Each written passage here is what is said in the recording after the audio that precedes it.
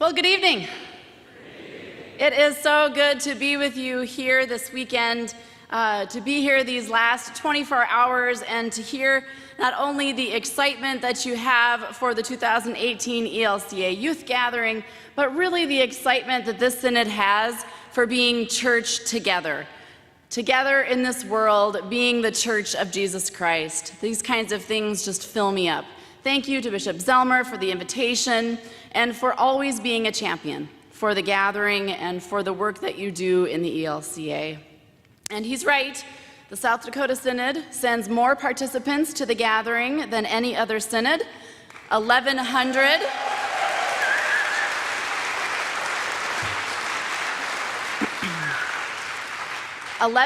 Participants in 2015, and although it's not a competition, I will warn you, Southeast Minnesota Synod and Southwest Minnesota Synod are gaining. So if that mattered, just maybe wanna, keep your game up.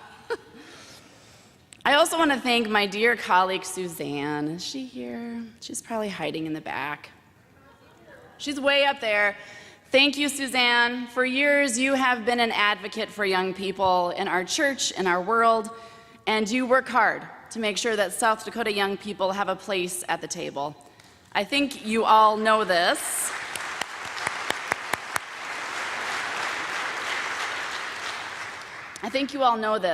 But you have a gem. You have a fearless woman of God, a tireless disciple. Thank you, Suzanne, for your friendship and your work together for the sake of the gospel.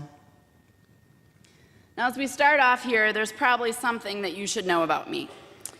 I'm fairly certain that I'm Lutheran by a matter of convenience. See, I was baptized in my grandparents' congregational church in a small town in North Dakota. But I spent my early years growing up in Fargo, and we attended Hope Lutheran Church, which was a block from our apartment building. It was just probably the easiest option for a single mother to get her two little girls to church some or most Sundays. My first memory of church is a Christmas pageant. I can still picture the sanctuary at Hope. I was about 6 years old. I was a sheep in the pageant. That's not me. Unfortunately, we couldn't find a pageant, but they were just as awesome as that. Their costumes were awesome, like full body, fuzzy sheep costumes, cute little headpieces with little lamb ears. Pageants were a big deal at this church. It was and still is a large congregation, so I can imagine there were dozens of families involved, lots of music and lines to learn, stages to build, and on and on. So in part, I probably remember the pageant for the work that was put into it and the splendor that was the Christmas production. But the other part of my memory is getting in trouble, because I think I embraced my role a bit too much. See, I based my performance, my sheep performance, on my favorite animal, a dog. And what do dogs do when they are put into a pen with other dogs? They greet each other, as only dogs do. And so I spent a good portion of my time as a sheep in the play celebrating Jesus Christ's birth, crawling around on my hands and knees with the other barnyard animals trying to smell their butts. I'm sure my mother was mortified, and I distinctly remember a few whispered, "Stop that," from somewhere off stage. And thus began my time in the Lutheran Church. And your promise to love me through the good, the bad, and the embarrassing. And really, I don't remember a time when the Lutheran Church wasn't a part of my life. Pageants, vacation Bible school, Sunday school, confirmation class every Wednesday after school, youth group, retreats, summer camp, fundraisers, musicals, bell choir, worship. My growing up years were filled with memories of church, and really it hasn't slowed down since then. I knew from a fairly young age that I was meant to work with youth in our church. That call has taken several different forms over the years, each feeling right for that part of my life. Youth ministry has been my life since I was a youth. It is a high and holy calling. It's not something that I imagine ever growing out of, but something I try to grow further into each year. My new favorite church book is by Morgan Schmidt, and it's called Woo, Awakening Teenagers' Desires to Follow in the Way of Jesus. It is a refreshing new lens on youth ministry. Her premise is that if we, the church, meet young people where their desires are, where their passions are, and help them see God at work in those things, that is a much more effective way to show and teach Jesus than insisting that they fall in line with how we'd like to deliver Jesus and church to them. In this book, Morgan identifies 3 central desires that teens have: someone to become, somewhere to belong, and something to do that changes the world. Someone to become. Identity is important in our life as Christians, right? We say that our core identity is that of a child of God. We are marked and sealed at our baptism, and our identity rests in and with God forever. Identity is also super important to teenagers. Tons of messaging come at our kids every day about how to act and look and think and vote, decide, eat, all these messages. And they get questions on a regular basis from us well-intentioned adults about what they're going to do after high school, if they're going to college, if they have a job, if they have a boyfriend or a girlfriend, what choices are they making about drugs and sex and alcohol, what career are they going to have? But I think in all the asking of what they're going to do or not do, we've missed a pretty crucial question, perhaps one that our souls yearn for the most. Who do you want to become? See, being is very different than doing. And I'm not talking about becoming a teacher or an engineer. I'm not talking about being a Democrat or Republican, not the nouns of being, but the adjectives. One of my church mentors was a woman by the name of Carlene. She was on staff in our congregation in this multi-purpose role, part administrator, part Christian education, and part just like everything else. Carlene walked beside me all of my teen years, always was a listening ear or an encourager. But one of the things that I am most grateful for was that she believed in me, my gifts, my leadership. I was in 9th or 10th grade, and I wanted to teach Sunday school. Carlene trusted me and a friend of mine to teach the preschool class. I remember that being an awesome and challenging year with those little people. I learned a lot about leadership, about being organized, about being flexible. I learned about my faith and about the Bible as I had to look at it in a new way through the eyes of a 4-year-old. I remember making mistakes and Carlene sitting us down to explain what we could do better next time. See, when custom and maybe even logic would have sentenced us to be helpers in a classroom confined to handing out the markers or the snack, Carlene took a chance on my friend and I. She created space for us to step into leadership, to participate in the life of our church and of these young people. I look back at that experience and I realize how much it formed me. See, nearly every personality inventory I take comes back with me skewed towards leadership. In my teenage desire and quest for someone to become, others recognized something in me and gave me the chance to lead, to dream, to try, and to fail. Think about your own life or about your own faith community. How are you carving out space for young people to explore and grow? How are you creating meaningful leadership opportunities where youth can try out their wings? I think when young adults, or really any person, desires someone to be, their desires are more about who they are going to be rather than what they're going to be. Now, again, in some ways, we're like dogs chasing our tails, right? We never really arrive at being. Humans continue to shift and change their whole lives, but there are some core things in our desires of someone to become. We, the church, need to step into this messy discovery with young people. As adults, we can share stories, push obstacles out of the way, provide a safety net under failures, and pray fervently. And if you are a youth or young adult tonight, know that even while you are maybe still figuring this out yourself, you have a role in the lives of those coming after you. Those little kids at your church or in your neighborhood think you walk on water.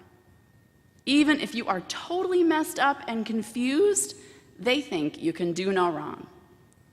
I know this because my daughter is one of those kids. She and her peers watch you closely and are in awe of who you are becoming. A conversation or prayer with you makes their day. When you, as a teen, volunteer at Vacation Bible School or in Sunday school, it's the best thing in the world for them. You are helping form them. You are encouraging their kindness, their dreaming, their hopes for themselves and the world. Somewhere to belong. A desire for a here, a starting point, somewhere to depart from. I think in order to be effectively sent into the world as a disciple, in order to grow into your full being, you need to have a safe, dependable place to start from. Where you leave needs to be a place you'd want to return to, not a place you're running from. It's a place that has put time and energy and love into you as you build up into a kind and curious and courageous person. Should be a place filled with people who both push you out the door towards your adventure and stand in the doorway crying tears of sadness that you're leaving. To belong means that you know you fit there. You're a piece of the puzzle nestled into all the other odd-shaped pieces, making something whole. When I was 8, we moved to Valley City, North Dakota. This move was big for several reasons. First, we moved into our first house. My family had only lived in a 2-bedroom apartment, so having my own room and a yard was a really big deal. Second, we got a dog. I had been wishing and hoping and modeling all of my pageant performances for a puppy since I could talk. It was one of the best days of my childhood when we got to bring our puppy Daisy home. And finally, this move meant finding a new church home. After a bit more intentionality in the search this time, we landed at Faith Lutheran Church. This congregation would become my anchor throughout elementary school, junior high, and high school. Here, my faith was formed. I was mentored as a leader, I made friends, I served, I grew in my love of music. My eyes were opened to the world and the church's place in it. For me, church was somewhere to belong. It was filled with broken people who loved Jesus and who cared about me just as I was. It let me try, succeed, and fail. Church was the place that I felt accepted, the place that welcomed me back again and again. Something to do that changes the world. As humans, we desire something to do, and not just anything, but something meaningful, something that will change the world for many or maybe for just one. Now, for some, volunteering is a part of feeding this desire, and whether it's a couple of hours or a week or a year, mission and service is this desire to do something lived out. For others, it's their job. I think about my mom, who has worked as a Head Start preschool teacher for 25 years. Head Start primarily serves children who are living in poverty or at risk. Every day, she goes to work, and changes the world bit by bit for those little people and their families by providing wisdom, structure, love, and so much more. A desire to do something that changes the world might be a little bodacious. The offer to go and be a part of God's mission in this world can feel so weird when the world seems dark and twisted.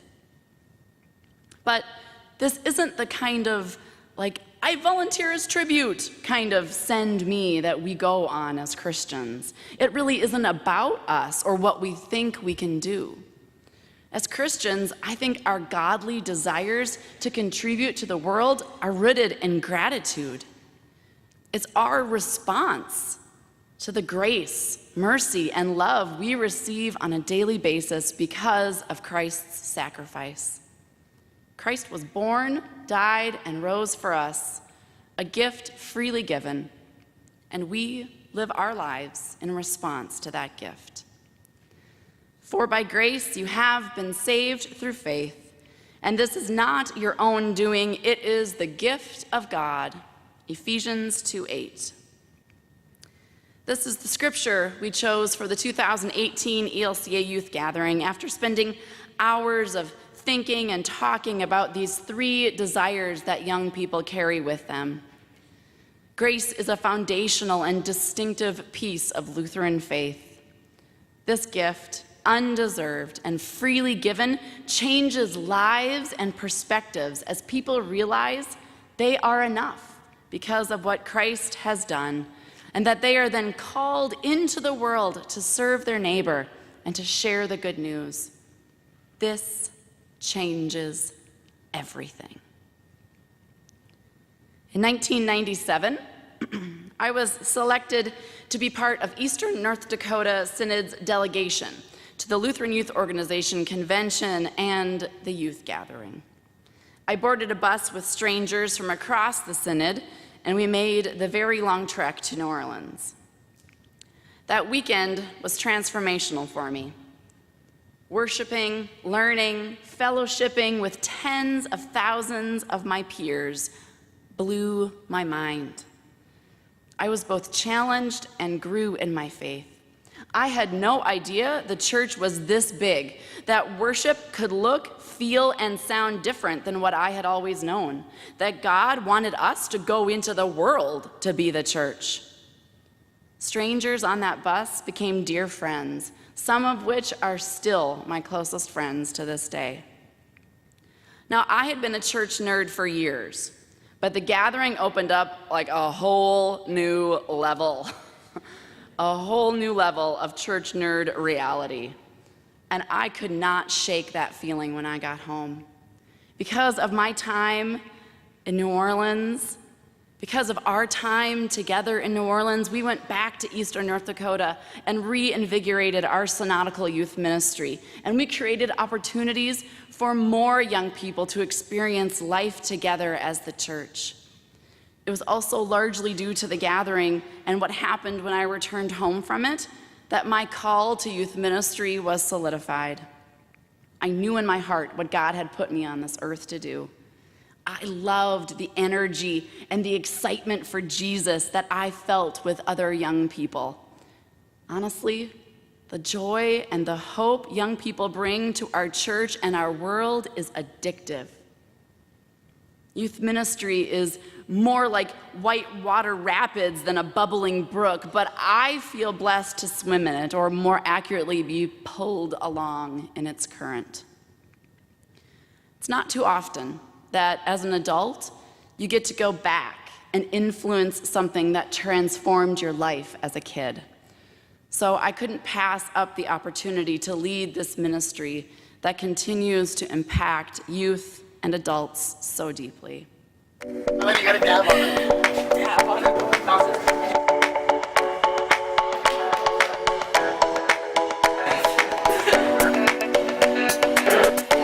Come on. What was it like being at the 2012 gathering? Like starting now?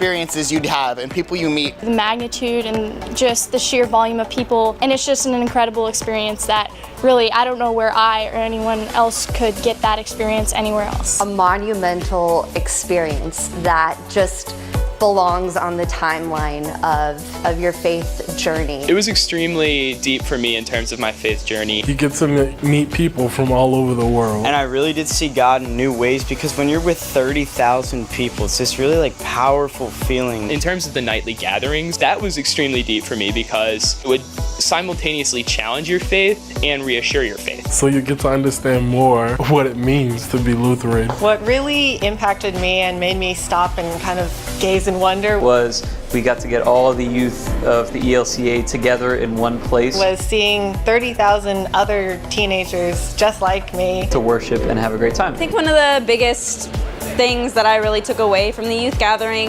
was the realization that you are making a difference. It's also gathering kids together and celebrating their faith. I just really believe in renewing the church through the faith of its youth. Jesus used children as a role model for faith. Unless you become like this child, we need the faith of our kids to help us move the church into the next generation.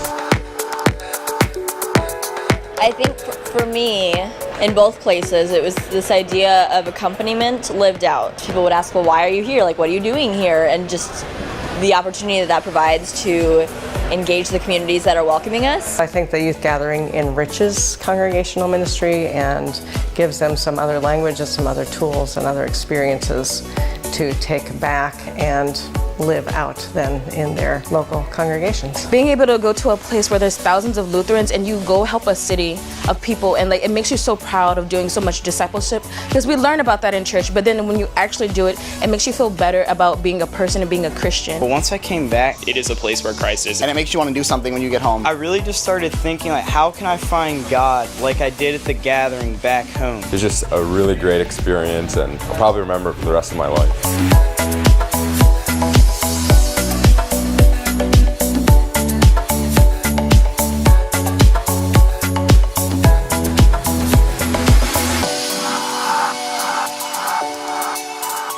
It is my daily prayer that the gathering, really all of the ELCA, but the gathering is what I have the most control of, so I'll start there, that the gathering is a ministry in which people can wrestle with their desires like I did when I was in high school, attending for my first time.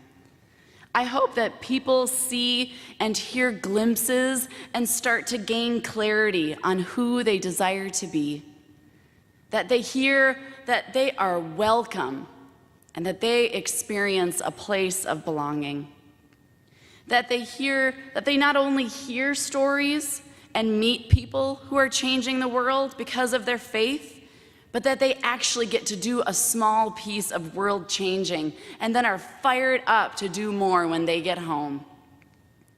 And all of this desiring and discovering is done in the shadow of the cross. All of this is because of Jesus, because of God who turned the world upside down. Ultimately, I just want young people to understand the fierce love that God has for them, just as they are, and that by grace, through faith, they have been saved. When young people, or really any age person, truly claims this reality, it indeed changes everything. Thank you, and God bless you as you do your ministry with young people.